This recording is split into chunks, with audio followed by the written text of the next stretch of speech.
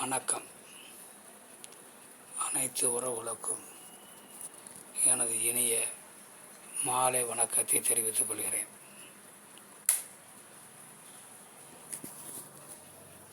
உங்களிடத்தில் ஒரு சிறு சோதிட குறிப்பை பகிர்ந்து கொள்ள வருகிறேன்.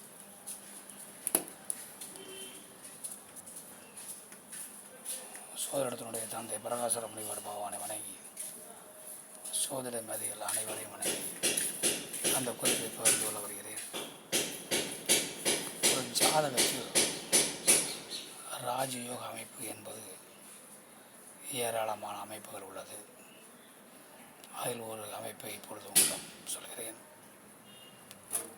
அதாவது குரு பகவானும் ராகு பகவானும் சேர்ந்து இருந்தால் அந்த ஜாதகர் பணத்தை எல்லாம் தொலைத்து விடுவார். பணத்தை எல்லாம் எங்காவது போய் ஏமாந்து விடுவார். அவருக்கு குழந்தை பாக்கியம் என்பது காலதாமதப்படும். இப்படியெல்லாம் பல கஷ்டத்தை கொடுக்கும் என்று நாம் சோதிடத்தில் படித்திருக்கிறோம்.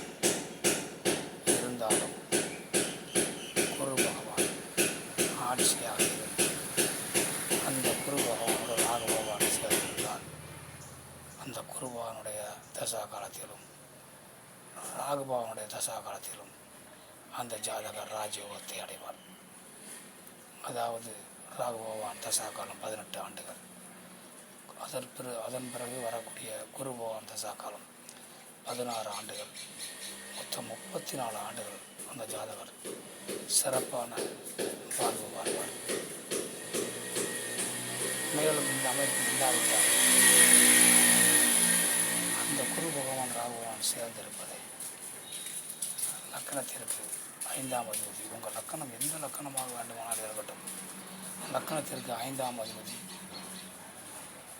லக்கணத்திற்கு 9ஆம் அதிபதி, அதாவது லக்கணத்திற்கு 5ஆம் அதிபதி பாக்கியாதிபதி, லக்கணத்திற்கு 9ஆம் அதிபதி, லக்கணத்திற்கு 5ஆம் அதிபதி பூர்வ புண்ணியாதிபதி, லக்கணத்திற்கு 9ஆம் அதிபதி பாக்கியாதிபதி, லக்னாதிபதி இவர்கள் பார்த்தாலும் இல்லது இவர்கள் யாராவது ஒருவர் அவர்களோடு சேர்ந்திருந்தாலும் ராஜயோகத்தை அந்த ஜாதகர் அடைவார்.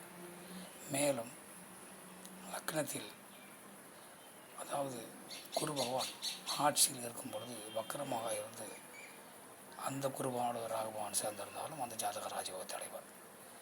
இந்த மாதிரி அமைப்பு உங்கள் ஜாதகத்தில் இருக்கிறதா என்று பார்த்து கொள்ளுங்கள். அப்படி இருந்தால் நீங்கள் ஒரு ராஜயோகத்தை அனுபவிக்க காத்திருக்கின்றீர்கள். ராகு பகவான் குரு பகவான் தசா காலத்தில் சிறப்பான வாழ்வு அமையும். மற்றவற்றை நாம் அடுத்த வீடியோ காண்போம். நன்றி, வணக்கம்.